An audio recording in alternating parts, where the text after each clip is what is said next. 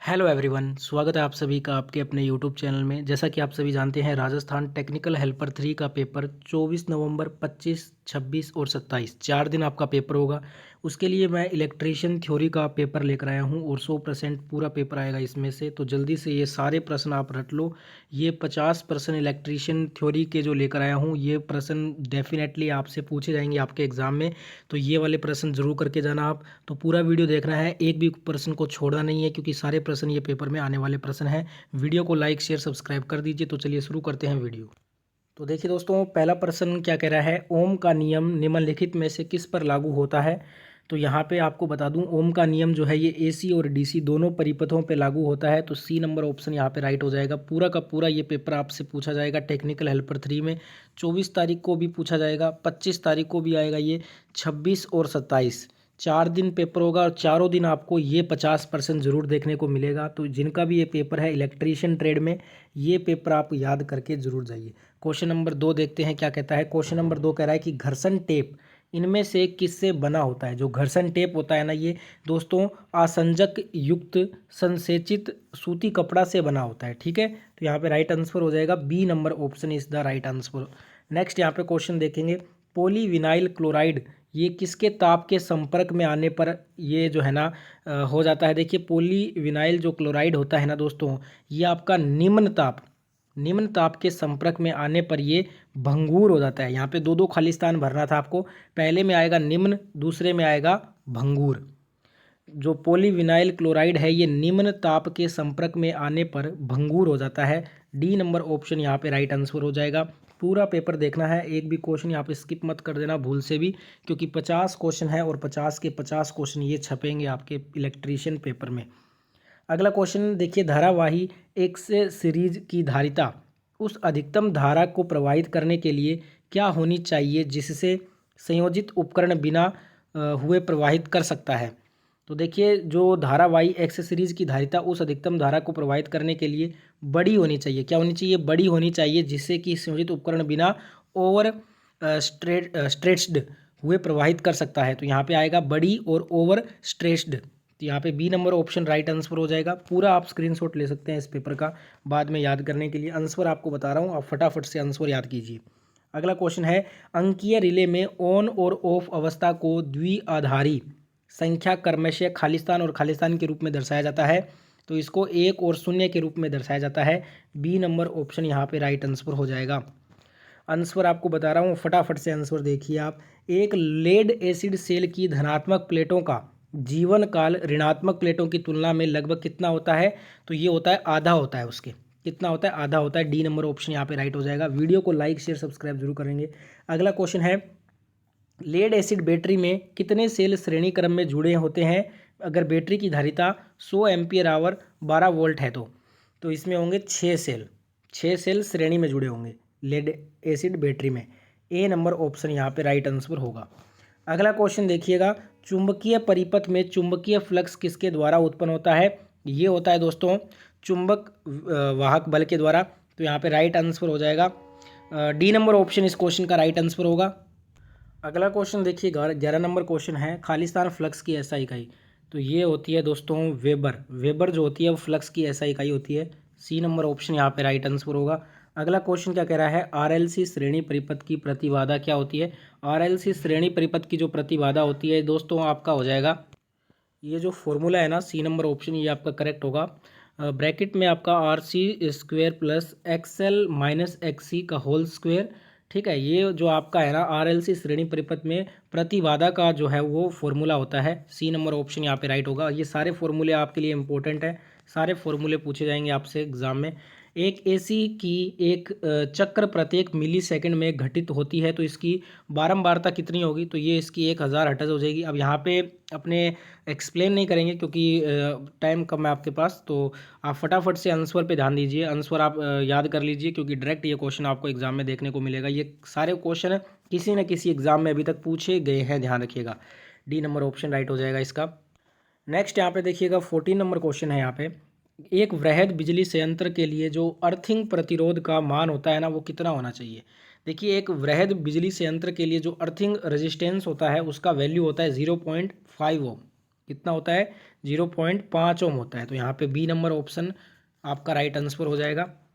Next यहाँ पे question देखते हैं, भू संपर्क तार जोड़ा जाता है। जो भू संपर्क तार होता है ना, जो अर्थ वायर जिसको बोलते हैं, earth wire is connected to the ground, ये हमेशा जमीन में जोड़ा जाता है। ठीक है, तो A number option right answer होगा इस क्वेश्चन में। नेक्स्ट यहाँ पे क्वेश्चन है, जेनर डायोड से, Zener diode uses as, Zener diode प्रयुक्त होता है कहाँ पे होता है, ये आपका रेगुलेटर के रूप में यूज होता है जेनर डायोड। तो यहाँ पे सी नंबर ऑप्शन राइट हो जाएगा।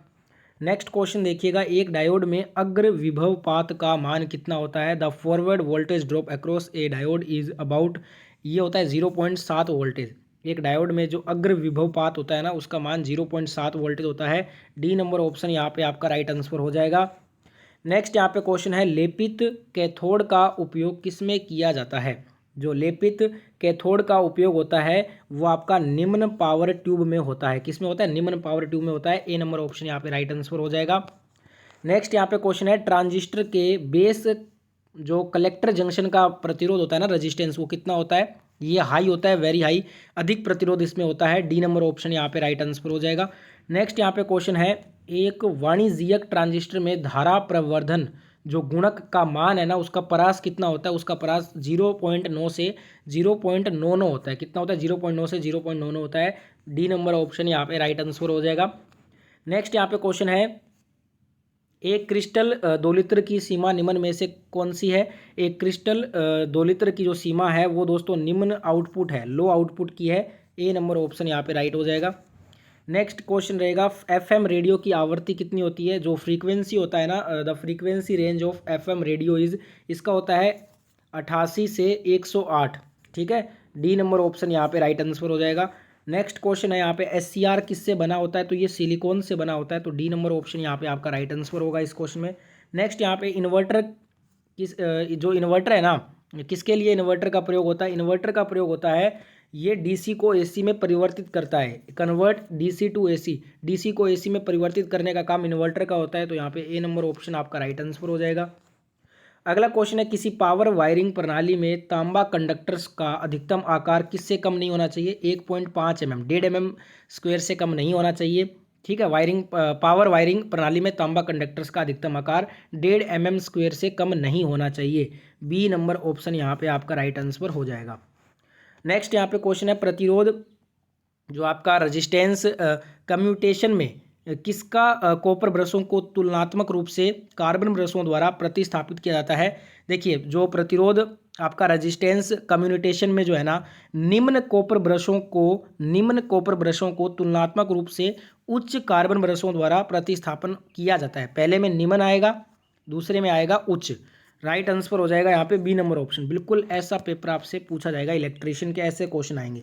किस तरह की डीसी मशीन ध्रुवों में अवशिष्ट चुंबकत्व जो है वो आवश्यक है। किस तरह की डीसी मशीन ध्रुवों में अवशिष्ट चुंबकत्व आवश्यक होती है, तो ये होती है स्थायी चुंबक वाला जनरेटर में। डी नंबर ऑप्शन यहाँ पे राइट आंसर होगा। नेक्स्ट यहाँ पे क्वेश्चन है, कम्यूटेटर खंडों को एक दूसरे से विद्युत रोधी रखा जाता है। जो कम्यूटेटर खंड होते हैं ना, उनको माइका के द्वारा, जो माइका एक आपका अचालक पदार्थ होता है, उसके से ना एक दूसरे से उसको अलग रखते हैं। बी नंबर ऑप्शन यहाँ पे आपका राइट आंसर हो जाएगा। नेक्स्ट यहाँ पे क्वेश्चन देखिएगा, क्वेश्चन है कि निम्न में से कौन सा जो परिणाम मित्र है ना, परिणाम मित्र के तेल का कार्य नहीं है। परिणाम मित्र यानी कि ट्रांसफॉर्मर की बात हो रही है। तो ये दोस्तों प्रेरण युग्मन द्वारा युग्मन प्रदान करना, प्रोवाइडिंग इंडक्टिव कपलिंग, ये जो होता है ना, ये जो ट्रांसफार्मर ऑयल है उसका काम नहीं होता है। तो यहाँ पे राइट आंसर क्या होगा इसका, D number option is the right answer. ठीक है, बाकी यहाँ पे जो ए बी और सी, ये जो तीनों फंक्शन होते हैं वो ट्रांसफार्मर ऑयल के होते हैं। जो डी फंक्शन है, ये ट्रांसफार्मर का जो फंक्शन है वो नहीं होता है। नेक्स्ट यहाँ पे क्वेश्चन देखेंगे, ये भी ट्रांसफार्मर का क्वेश्चन है। Iron losses in transformer occurs in, परिणाम मित्र में लो हानि जो पाई जाती है ना, वो हमेशा उसके कोर में होती है। किस में होती है, कोर में होती है। ए नंबर ऑप्शन यहाँ पे राइट आंसर हो जाएगा। नेक्स्ट यहाँ पे क्वेश्चन है, एक ट्रांसफार्मर में प्राथमिक व द्वितीयक कुंडली के बीच में जो प्रतिरोध होता है ना, वो कितना होता है। ये दोस्तों इन्फिनाइट होता है, अनंत होता है। कितना होता है, अनंत होता है। एक ट्रांसफार्मर में प्राथमिक और द्वितीय कुंडली का जो बीच का जो रेजिस्टेंस होता है वो अनंत होता है। सी नंबर ऑप्शन राइट हो जाएगा। नेक्स्ट यहाँ पे क्वेश्चन देखिएगा, क्वेश्चन है, एक ट्रांसफार्मर में लो हानि 400 वाट, जब ट्रांसफार्मर अपनी उच्चतम दक्षता पर कार्य कर रहा है तो उसमें ताम्र हानि क्या होगी, तो इसमें ताम्र हानि 400 वाट ही होगी। बी नंबर ऑप्शन यहाँ पे राइट आंसर हो जाएगा। ठीक है, क्योंकि यहाँ पे लो हानि बराबर क्या होता है, ताम्र हानि होता है। तो ताम्र हानि अगर लो हानि 400 वाट है ना, तो उसमें ताम्र हानियाँ भी 400 वाट ही होंगी। ठीक है, बहुत ही कॉमन क्वेश्चन था, बी नंबर ऑप्शन राइट हो जाएगा। नेक्स्ट यहाँ पे क्वेश्चन है the distribution transformer is a, एक वितरण ट्रांसफार्मर में क्या होता है, ये step down transformer, step down transformer को बोलते हैं एक डिस्ट्रीब्यूशन यानी कि वितरण ट्रांसफार्मर। बी नंबर ऑप्शन यहाँ पे राइट आंसर हो जाएगा। अगला क्वेश्चन है निम्नलिखित में से किस तकनीक का उपयोग एक चलते हुए लोहे के उपकरण में कंट्रोलिंग टॉर्क को पाने के लिए किया जाता है। देखिए इसमें अपने करेंगे स्प्रिंग कंट्रोल का, किसका प्रयोग करते हैं, स्प्रिंग कंट्रोल का करते हैं। डी नंबर ऑप्शन यहाँ पे राइट आंसर हो जाएगा। अगला क्वेश्चन है प्रेरण मोटर का रोटर हमेशा किस पर चलती है। प्रेरण मोटर का जो रोटर है ना, ये हमेशा तुल्यकालिक गति से कम गति पर चलता है। सी नंबर ऑप्शन यहाँ पे राइट आंसर होगा। अगला क्वेश्चन देखते हैं एकल कला मोटर की एक विशेषता यह है कि ये स्वतः परिवर्ती नहीं होती है, इज नॉट सेल्फ स्टार्टिंग। ये जो आपका एकल कला मोटर है ना, इसका जो विशेषता है कि ये सेल्फ स्टार्ट नहीं होती है। बी नंबर ऑप्शन यहाँ पे राइट आंसर हो जाएगा। नेक्स्ट यहाँ पे क्वेश्चन है खालिस्तान से एकल कला प्रेरण मोटर की घूर्णन की दिशा का उत्क्रम किया जा सकता है प्रवर्तक कुंडलन के संयोजन को उत्क्रम करके। ठीक है, reversing the connection of starter winding. B number option यहाँ पे राइट हो जाएगा। नेक्स्ट यहाँ पे क्वेश्चन देखते हैं अल्टरनेटर की दक्षता इसकी किससे बढ़ने पर बढ़ती है। अल्टरनेटर की जो दक्षता होती है ना, वो अगर पावर शक्ति को बढ़ा देंगे ना, तो उसकी दक्षता एफिशिएंसी बढ़ जाएगी। बी नंबर ऑप्शन यहाँ पे करेक्ट आंसर होगा। नेक्स्ट यहाँ पे क्वेश्चन है समुन्नत पोल प्रकार के घूर्णक रोटर का उपयोग प्रत्यावर्तियों में किया जाता है। ये किस प्रकार के मूवर्स द्वारा संचालित होते हैं। ये निम्न और मध्यम गति के प्राइम मूवर्स के द्वारा संचालित होते हैं। सी नंबर ऑप्शन यहाँ पे राइट हो जाएगा।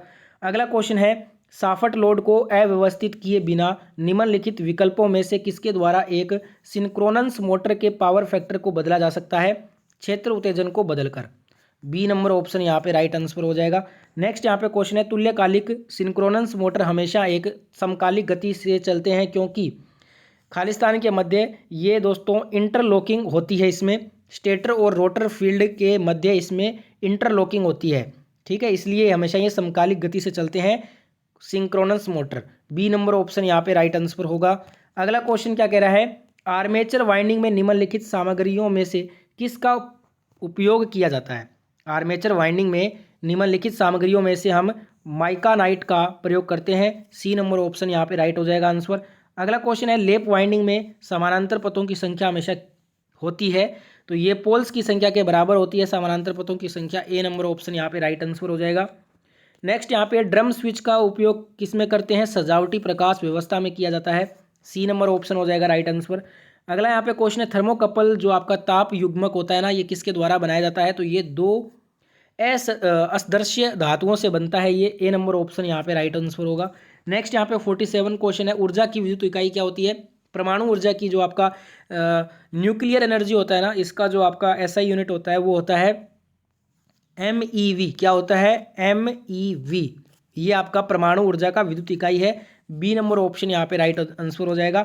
नेक्स्ट यहाँ पे फीडर साइज मुख्य रूप से किस पर आधारित होता है, ये आपका लोड करंट पे आधारित होता है। बी नंबर ऑप्शन यहाँ पे राइट आंसर होगा। नेक्स्ट क्वेश्चन है कोई केबल एक सड़क क्रॉस करती है तब इसे पाइप या कंड्यूट में बिछाया जाना चाहिए, पाइप या कंड्यूट में। डी नंबर ऑप्शन यहाँ पे राइट हो जाएगा।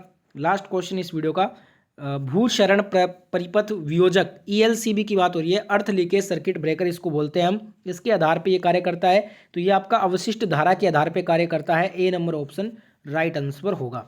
तो ये था इलेक्ट्रीशियन थ्योरी के टॉप 50 क्वेश्चन जो कि आपके आने वाले एग्जाम में आएंगे 24, 25, 26, 23 4 दिन एग्जाम चलेगा टेक्निकल हेल्पर 3 का। उसमें ये सारे क्वेश्चन आपको देखने को मिलेंगे। इस वीडियो को बार बार रिपीट करके देखना जब तक ये प्रश्न आपको याद ना हो जाए। वीडियो अच्छा लगा है तो ज़्यादा से ज़्यादा वीडियो को लाइक करें और जितने भी दोस्त हैं जो ये एग्ज़ाम देंगे टेक्निकल हेल्पर 3 का, उन तक ये वीडियो ज़रूर शेयर कीजिएगा।